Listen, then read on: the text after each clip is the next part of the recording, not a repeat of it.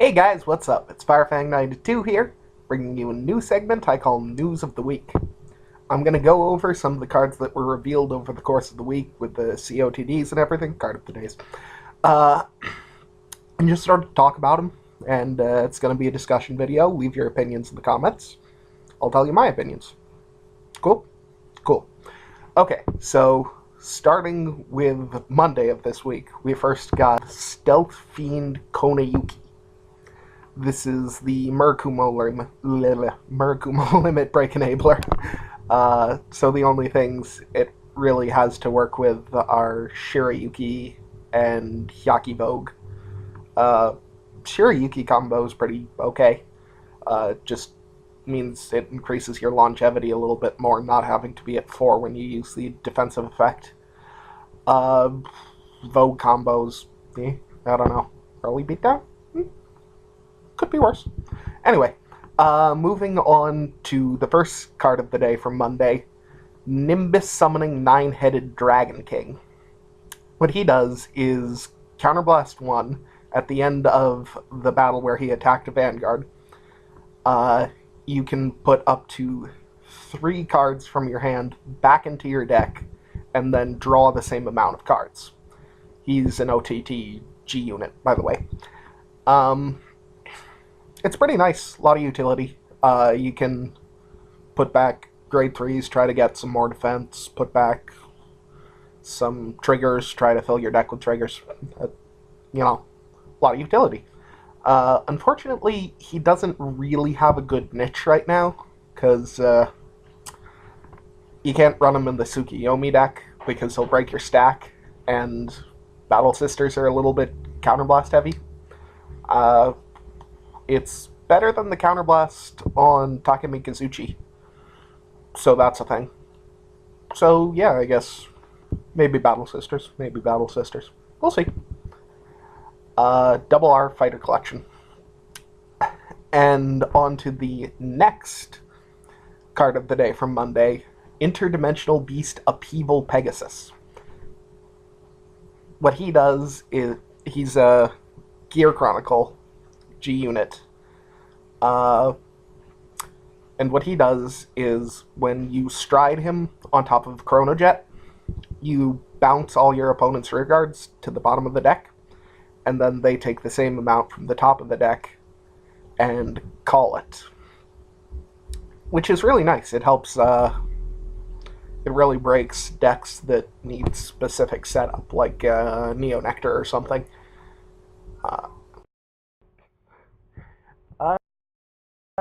Aquaforce also. They'll have a problem with it. It's a really nice card, actually. I like it. I'm probably going to be playing it. Fighter Collection Double R as well. Moving on to Tuesday, we got the reveal of Divine Tree Dragon Multivitamin Dragon. Stupid name. He's Double R in Fighter Collection. He's a Neo Nectar Stride. What he does is, when your unit is placed on rearguard circle, choose up to 3 of your units other than that unit with the same name as that unit, and they get 5,000 power. That's not bad. It's a little bit underwhelming, because you can't choose that unit, so it needs a lot of setup. Tell you what, it's better than the Martina Stride we got shown. And it definitely has some uses, power for while you're setting up for your, for when you're setting up for your jingle tree. So yeah, the deck's going to be pretty aggressive coming up with that and jingle. But I think most people still probably play the trial deck Stride. Just my opinion, though. The next COTD from Tuesday is Dark Superhuman Pretty Cat. So, again, stupid name. Turns out Tuesday was the day for stupid names. It's obviously a Double R from Fighter Collection for the Dimension Police. And what she does is, I believe it's Act Counterblast 1. When her power is 34,000 or greater, you can lower your opponent's Vanguard's power by 5,000. I really like it. I don't think many people do, mostly because you've got Dark Superman to kind of fill up that niche. Dark Superhuman. But yeah, it's kind of, they're useful in different situations. If you can't afford to lose the rear guard but need to make that kind of push, she's better. But if you can, he's better. Unfortunately, G space is a little bit packed in Dimension Police because they've got so damn many. But if you have the space, it's definitely worth a play. Even though you have to get it boosted like twice, which isn't great. The Cosmic Heroes can do it pretty easily, though, if you stride her on top of Grand Gallop. And it just takes one boost. So, yeah, definitely worth a look, at the very least. And moving on to Wednesday. I think this was between Wednesday and Tuesday. We got the reveal of the trial deck for the Legend deck. The Legend deck for Shadow Paladins. And I'm not going to go into all the stuff they revealed. Most of it's just like vanilla triggers and stuff. Nothing to say there except there's a Revenger one, so now you can run 12 crit Revengers if you're insane. But the big news, the headliners, Phantom Blaster Diablo and Blaster Dark Diablo. And I gotta say, I think this may be the time that Shadow Paladin misses meta. Oh! Yeah, I cannot remember a release where Shadow Paladin didn't get into the meta, but this may be the one where they don't. Phantom Blaster Diablo. He's okay. You counterblast one, Persona Flip, and then if the number of face-up G units in your G zone is 2 or more, he gets the skill that when he attacks, he gets 10k and a crit, and then you can retire 3 to make your opponent retire 2, or else they can't guard. Which, yeah, is a good effect. It's a good effect. Make your opponent retire. That messes with some decks. I guess Dimension Police would be right up there because they need the full field for Laurel. And obviously Neonectar, Aquaforce, stuff that relies on their field. But you're not ever going to make them not able to guard, because that's just stupid. With Charon, it's basically a 1-for-1, which is good.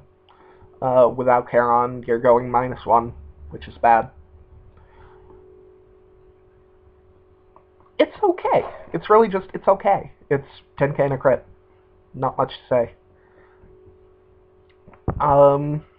So moving on to Blaster Dark Diablo, which is where they really dropped the ball. Because what he does is G-Break 2. When you would drop a unit to stride, it gets grade +3. If you're striding a blaster. The bad news there is that your only option is Phantom Blaster Diablo. Which is going to matter more in a second. Oh my god, I can't stop laughing. So stupid. So that's bleh. It's gimmicky. When you run out of G units, he does nothing. He's not a real boss in and of himself. If you don't have things you want to discard, it's kind of, I get to sit here and do nothing. And it's just not good. Doesn't really do much for you, except maybe increasing the amount of times you can actually stride. But where he gets when a Phantom Blast, his other effect is when a Phantom Blaster Diablo strides on top of him, you can retire anything on your opponent's field, which free retires are good. Free retires are good, but the fact that it's limited to Phantom Blaster Diablo.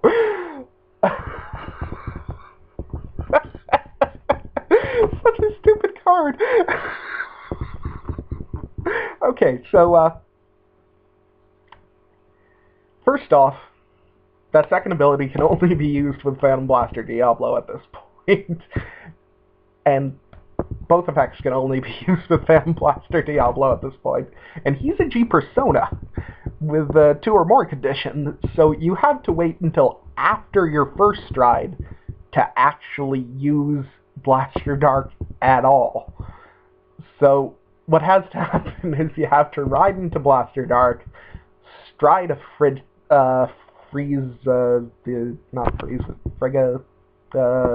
Blizza.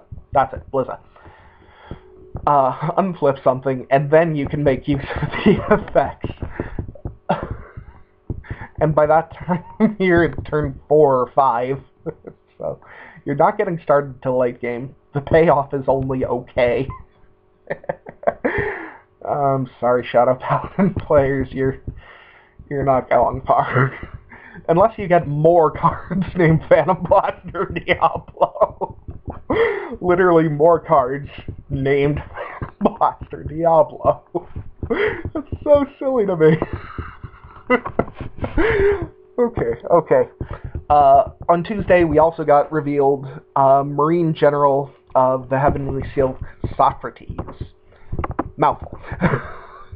He's your double R in the fighter collection for Aqua Force. And I gotta say, he's kind of okay, if a little CB heavy. Because what he does is... he's a stride G unit.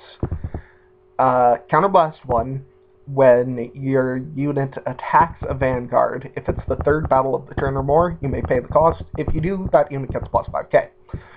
So it helps make use of the Aquaforce multi-attack strategies and make the additional attacks actually worthwhile, which is good. But yeah, it's kind of a lot of CB. Other than that, not much to say. It's good. It's good. A lot of people, especially in Japan right now, like just going straight into Lambros and trying to get a lot of early aggression in. So he might not see that much play, but it's nice. I think it's definitely a better backup option than Tidal War, so it has that going for it. Then, after that, we got revealed Storm/Strange Deity Jaggy Devil, which is your Mega Colony double R from the Fighter Collection. Obviously Stride, because Fighter Collection. And what he does is, when his attack hits, you can stun your opponent's rear guard in the front row and back row, I believe. Which is... it's pretty nice. He's basically your equivalent of, like, the Trial Deck strides, where you have the initial pressure, and you don't have to meet very many conditions to use it, so you can stride right away and still be aggressive. It's good. It's good. And there aren't any other Mega Colony strides, so I guess not much can be said on that one. One more card in the Legend deck that I want to address would be Outlaw Shield MacLear. What he does is, he's basically in a special interceptor, but a little more special. When he intercepts, if you have 1 or less rear guards in your back row, which I gotta tell you, I don't think is that often, he intercepts for 15k. Kinda hard to get... Oh, he's an 8k, grade 2. So, I definitely wouldn't play him, because you got the issues with the 8k body defensively if you ride it, and aggressively if you can't get the 8ks. And the defense isn't really that great, because Shadows are such a plus deck that they can really provide themselves with the shield they need without much issue. Kinda ignorable. moving on to Wednesday. For the card of the day, we got first Omniscience Dragon, Wisdom Teller Dragon. He's your double R Great Nature. He is Dragon, obviously, Fighter Collection. And when his attack hits a Vanguard, you choose one of your rear guards, give it +4, and give it +4, and then when it attacks, if its power is 20,000 or more, then draw a card. Nice card. Nice card. A lot of people really like the Phoenix Clocks that was in GBTO2. It's basically an issue if you want to play completely new style Great Nature, where the retiring is not necessary, or if you want to include the old support, like Duckbill and everything, where you actually have to retire, then now you have options to build the deck both ways, instead of having to do it like half and half. If you were into building it completely new style. The other G unit that was revealed on Wednesday was Holy Seraph, the Holy Seraph Uriel? Someone correct me on how I'm pronouncing that. And when she's basically another equivalent of a trial deck boss. When she hits, you look at the top 3 cards of your deck, search for up to 1, and put it in the damage zone, and then call something from the damage zone and give it 2k. Little conditional, little, I mean, not conditional, just random, I guess, because you're looking at the top 3 instead of looking through the deck. It switches out things in the deck. I really can't say much about this. It's so goddamn boring. I do not care. Moving on. Okay, our last reveal for the week, because Friday's card of the day was also Phantom Blaster Diablo.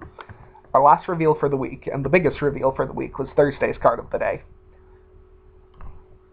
I'm not going to say the whole name because it's stupidly long and you only need this part. Dragonic Overlord, the Ace.